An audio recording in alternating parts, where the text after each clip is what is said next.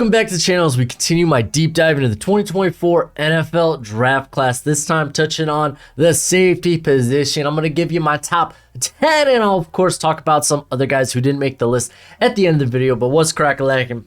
It's your boy Broshmo, just in case you did not know. So go ahead, become bro and subscribe. Leave this video a thumbs up if you enjoy the content. As always, let me know what you think in the comment section below. Let's have that nice, beautiful football discourse. I'm almost done with my new office, so hopefully in the next few videos, we'll be in there. This is going to turn into my little girl's room, so we had a good ride.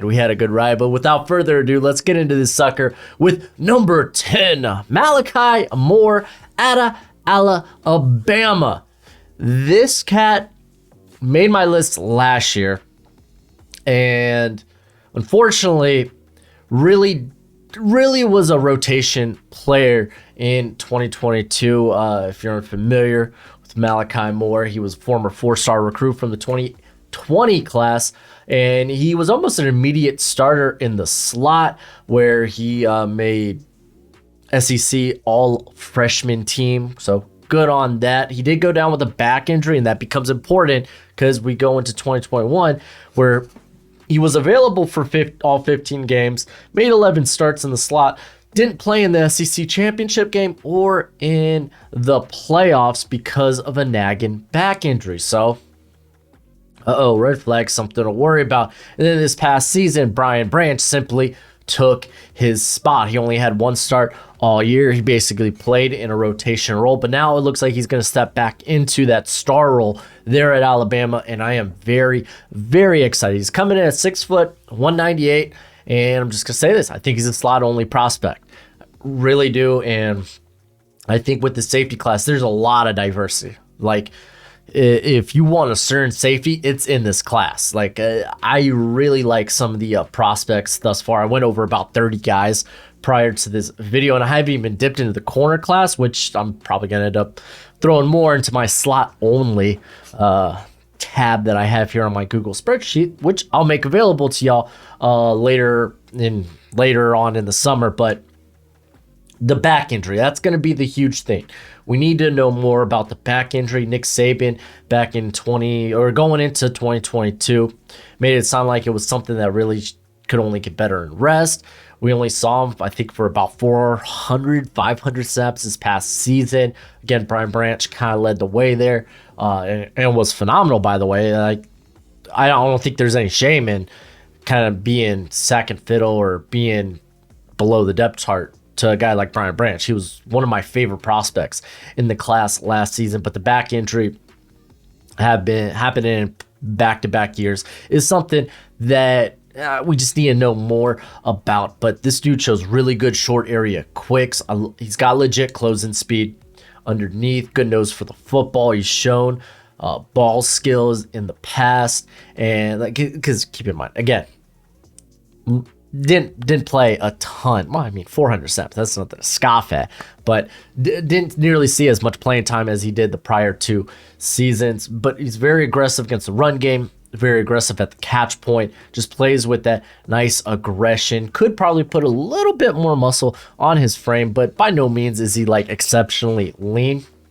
He's played in a variety of different coverages there for the Crimson Tide, and he's kind of played a little bit all over the defensive backfield, mainly though in the slot. Again, slot only prospect to me. And I will say it doesn't appear he's strong enough in the run game to get off of blocks or to be a real force in the box. So I don't mind him on the line of scrimmage if it's coming from the slot. And I will say that I don't think he has the athletic profile to make it on the outside. So I don't think we're talking about a guy that potentially has like boundary corner type of versatility. His production did fall off in 2021 in terms of the ball production, and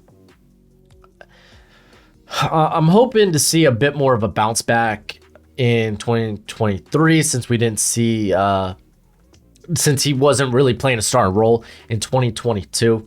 So I'm excited about that. The missed tackle rate has been high, but like it was high last year, but that was uncharacteristic of him. If you look at his prior 2 years of full starting experience, but someone that again, this year's going to kind of be the proving ground for him and where he may go. I think I had a 3rd round grade on him last year. I'm not ready to put him in the day 2 conversation. I just want to see him hit the field, get a larger sample size than we did last season. Coming in at number 9, I got Jaylon Carlies out of Mizzou, Missouri. Yo, their secondary, it's kind of nuts.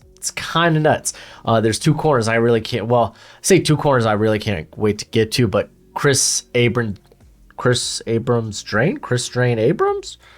Oh, what was his name? Oh no, it's escaping me. There we go. Chris Abrams Drain is someone that I was actually looked into prior to this last season.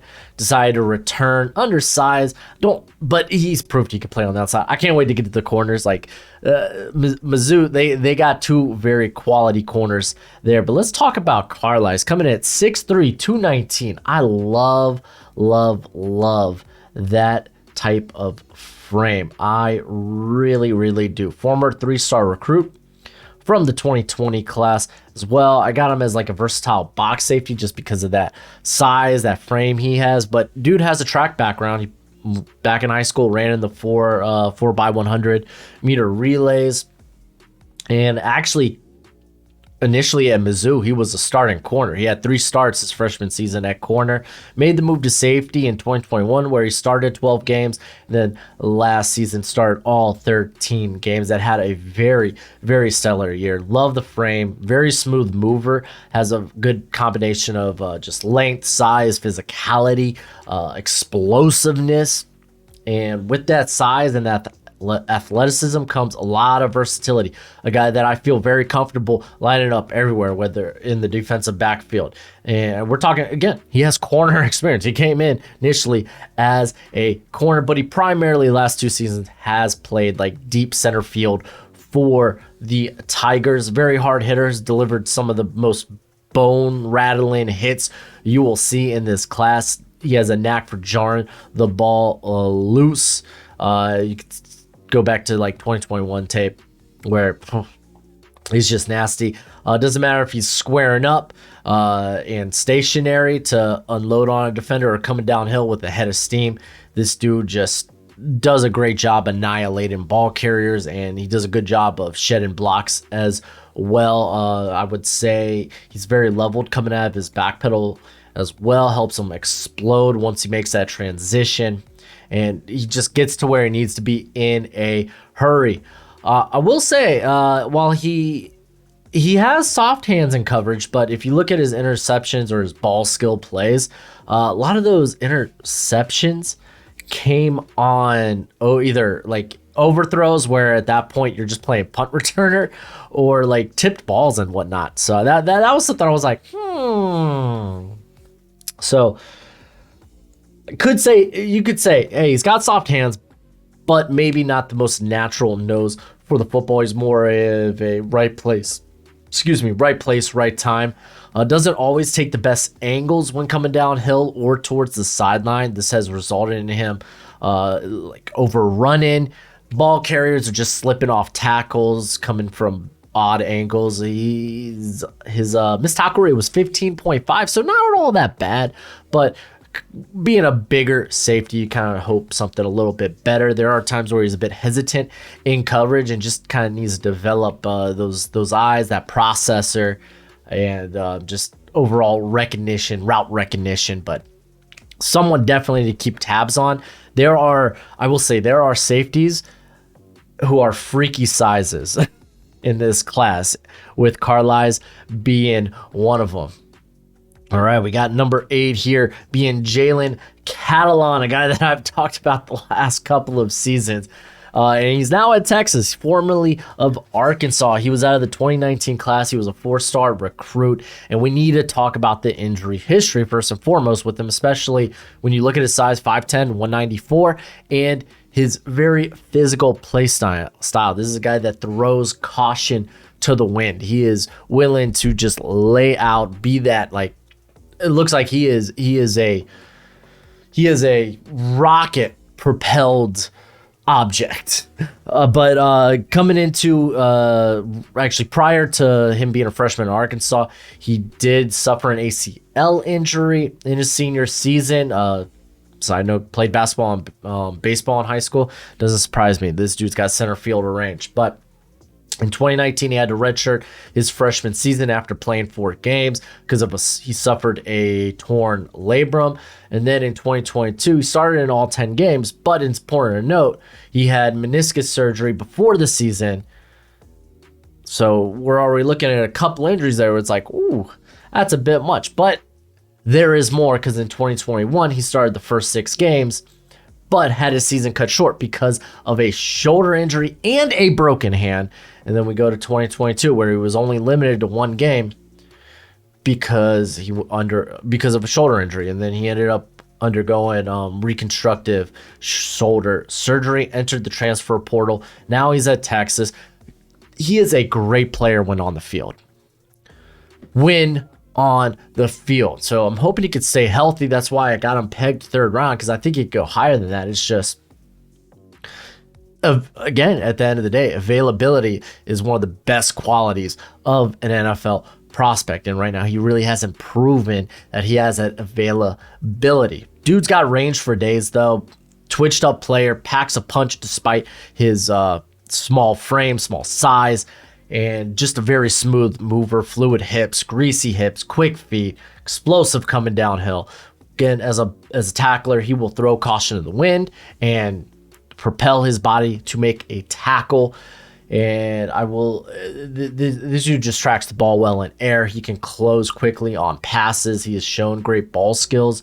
5 interceptions, 9 pass breakups over the course of his career. Natural born leader too. He was a captain last season for Arkansas and the year before, and then I imagine he's going to be a captain for the Texas defense this season. So I mean, this is the dude that has that energy, not just on the field but also on the sideline, and you just love to see it. And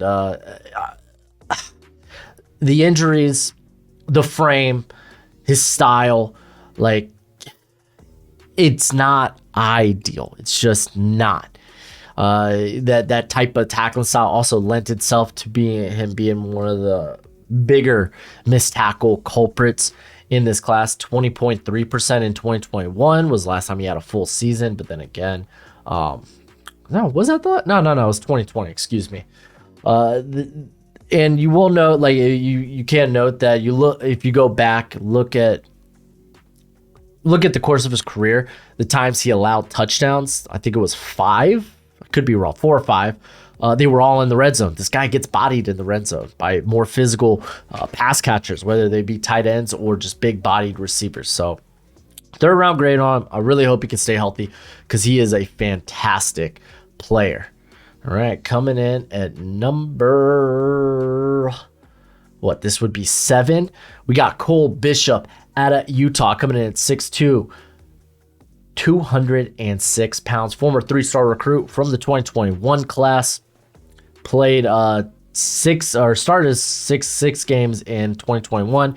Was the full-time starter in 2022. And this dude is a smooth mover. Very good change of direction ability. He has the ability to mirror receivers underneath. He's displayed very good zone and man coverage skills. So you love to see that when he pulls the trigger. He closes in very quickly, results in him being actually a very good blitzer as well. 21 pressures and 2 sacks on only 60 pass rushing snaps this past season. And just physical downhill defender, man. He's more than willing to come up and help out in run support, delivers debilitating hits, tracks the ball well in air, and he does a good job at the catch point, high points the football exceptionally well. And I would love to see more splash plays from him going into his 2nd full year as a starter. But I will say, man, that violent tackling style of his has lent itself to some missed tackles. 17.7% last year. If you're on defense,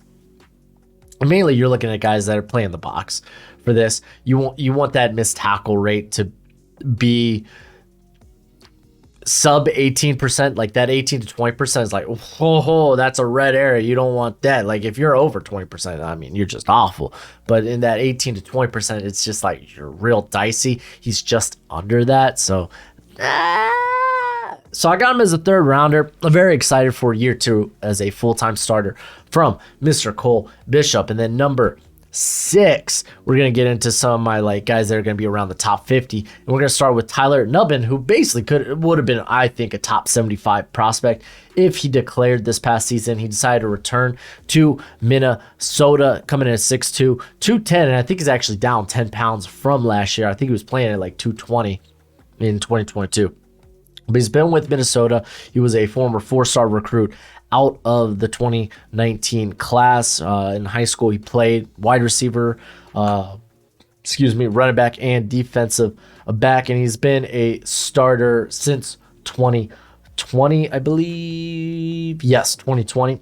But this dude is insane, man. He is like a raid for quarterbacks in coverage.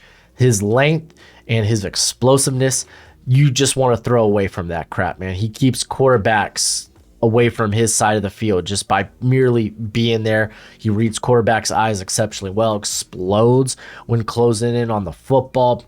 He's been very disruptive at the catch point, 35.3% completion rate when targeted through his career. He's flashed ball skills. But the thing is, man, it's like you're trying not to target this guy.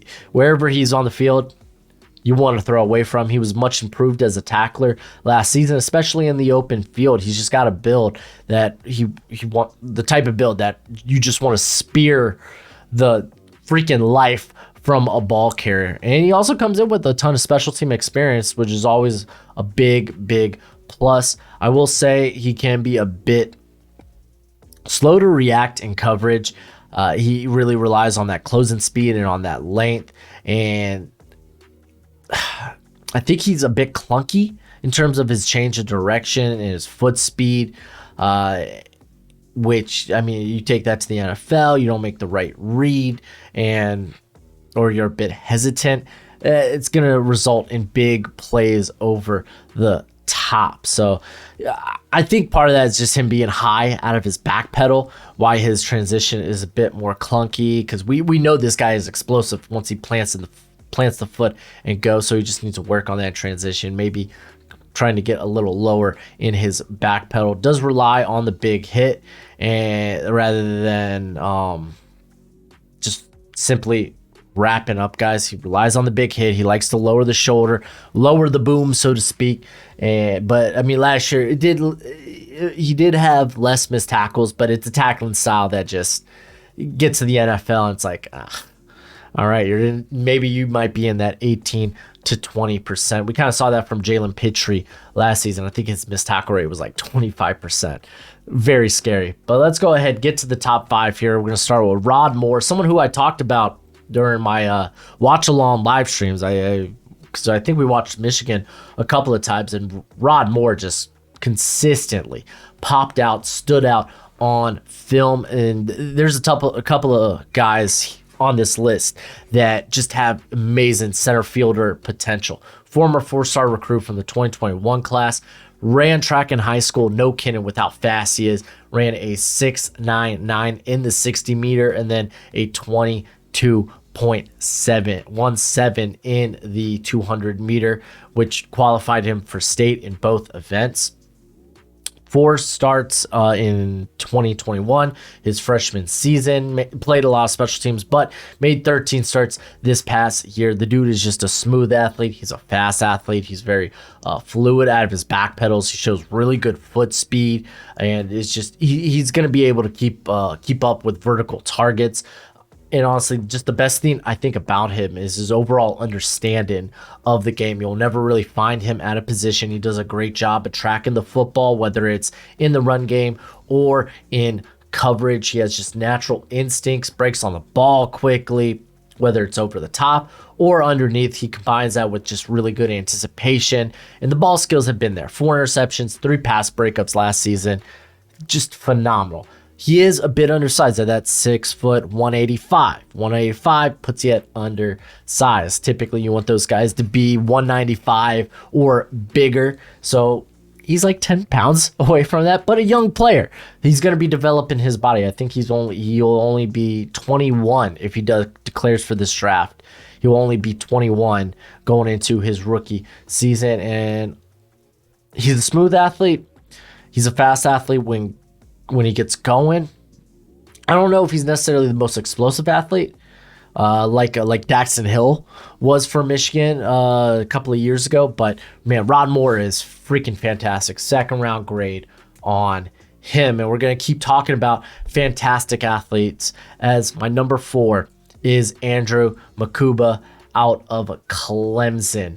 This dude coming in at 6 foot 185. So yeah, he's a little undersized, but he is someone that has a lot of versatility to his name. Former 4-star recruit out of the 2021 class. Got a bit of an interesting backstory, as he was born and initially grew up in Zimbabwe, and his parents and older siblings were refugees from the Democratic Republic of Congo. And you might be like, I didn't know there were 2 Congos. Me neither. Look, we learn something new every day. Maybe you did know. Maybe I'm just ignorant. But yeah, there's 2 Congos. Very interesting. He immigrated to Austin, Texas, where his family is there now. He was 9 years old when he moved to the States. Played receiver and safety in high school, and ended up going to Clemson, where he made 10 starts his freshman season, made the freshman All-American team, and then last season made 11 starts, with 7 being at safety, 3 in the slot, and then 1 at cornerback. So it's a cat that's got versatility. He could play boundary. I like that. I like that about him. Did miss a couple of games last season because of a dislocated elbow. And it's also important to note that he had a nagging knee injury during the season. So, because last year was kind of a down year compared to the expectation he set his freshman season. Hopefully he comes into this year fully healthy. I would love to see it, but dude's just an insane athlete. He really is. He can mirror anybody on the field. Nutty short area quicks, and he might be the quickest, smoothest, fastest player in this class, man. The change of direction's insane. If you're throwing underneath, good luck. He'll probably meet the pass catcher there at the catch point trying to get the football, and he is jacked at that frame. Like, this dude's like, he could put on more bulk, but like, he is muscular, man. He should pack on more weight, but like, there's not a lack of strength in his body. He brings that pop. You love to see it. Very solid tackler as well. 9.3 missed tackle rate throughout his career for an undersized defensive back. But yeah, literally played every position for Clemson. Has just rare versatility, rare athleticism for the position. I could see why people talk about him in the first round. I'm not there yet. I want to see the bounce back year. Granted, we know last season he was dealing with nagging knee injury along with a dislocated elbow that kept him out of 2 games. So we are looking for the bounce back in 2022. His aggressiveness sometimes will get the best of him and will lead to just blown coverages. That was kind of a thing in 2022 where double moves got him. Falling for the quarterback's eye candy got him. Overall awareness just needs to kind of get better, and if he could come in and also put more mass on, I think that would be key. He's got center fielder potential, but like a guy that lined up a ton in the slot. He can line up outside.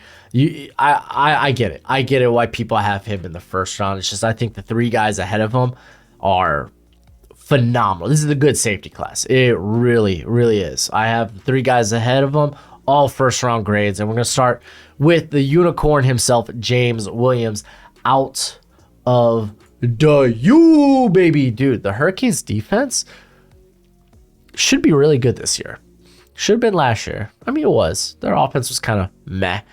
I don't know. We'll see how the Hurricanes do, but James Williams is actually down about 10 pounds. I think he was playing about 225 last season, but he's down to 10 pounds in spring practices.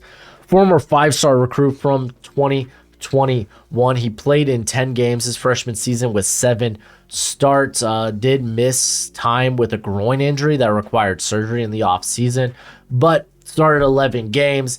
Missed the Virginia game with the torn labrum, which he ended up playing with for the remainder of the season. That Virginia game came, I believe, like week 10-ish, somewhere there. But he ended up finished the season with that torn labrum. So that's just freaking nutty. He got surgery in the middle of December to get it repaired. So he was back for spring practices with look at him, a little more shredded, but 6'5", 215, man, kind of a unicorn. That's just rare size, rare length for the position, just huge upside. And he brings good burst, good range, and of course at that size, good physicality, man. He comes downhill like a locomotive. Who wants to get in front of a train? Do you? I don't. That's what it is when you try to get in front of freaking James Williams, man. He will not be stopped from getting to his destination. This train always running on time. In coverage, he accelerates very quickly out of his back step, shows good closing speed. He's got that long frame, so he's got nice long strides. The sheer size just makes him a consistent problem at the catch point, and he just possesses such a huge catch radius. It's just, you're not going to want to throw his way or to his side of the field. It's just dangerous. Now, I will say he has missed time with back-to-back injuries. Would love to see a full season from him where he's not hurt. Also, despite the versatility, I wouldn't say he's the smoothest athlete when turned to run deep. So I kind of see him more as a split high safety, which is fine. A lot of teams in the NFL play like cover 2 shells. So that's a-okay. I would also like to see the missed tackle rate go down, because despite the physicality, his aggressive style doesn't necessarily lead to the most surest of tacklers. Like the results, they kind of vary over the course of his career. 19.2 missed tackle rate, not good. We talked about that 18 to 20 range, but big fan. I got top 20 grades on the next 2 guys, and we're going to start with USC's own Calen Bullock. 6'3", 190. So yes, he is at sub 195. So it does lack a little bit of size. But former 4-star recruit out of the 2021 class, played receiver and defensive back, returned punts in high school, and ended up starting 6 games, 2021 as a freshman. Started every game last season. Fun fact, first team All-American. 5 freaking interceptions, thinking 4 pass breakups. That's just absolutely nutty, man. He's a very good athlete with very good movement skills. He really is. He accelerates quickly to where he needs to be, and just a true center fielder in that regard. He can pick up receivers at the top of their routes, can marry them effectively for the remainder of the play. Like him hopping on a receiver is like no problem. Easy peasy. He also plays actually a hell of a lot bigger than he actually is, and has delivered some very jarring blows. He has these long strides that allows him to get downfield quickly. He builds up a head of steam fairly quickly, and it's like a car crash when he makes tackles over in the middle of the field coming downhill. Only a 6.9 missed tackle rate, so you love that. He tackles well out in space. He squares up properly. He breaks down the ball carrier exceptionally well. And the dude's got bunnies, man. The dude's got hops. Like his vertical ability even surprised the hell out of me. Like there were some plays where it's like, okay, it's an overthrown or it's a little behind the receiver, but it's overthrown. Good luck into that. And he jumped, and I was like, oh my gosh, he almost got his hands on that. Like ridiculous. Like there were some passes where I'm like, there's no business that this ball should be in play. But for him, it is. That's ridiculous leaping ability.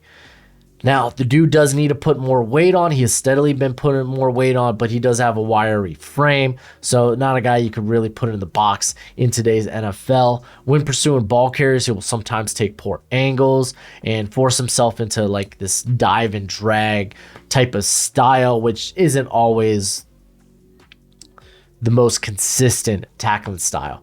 Just needs to put more meat on the bones and be a more consistent run defender.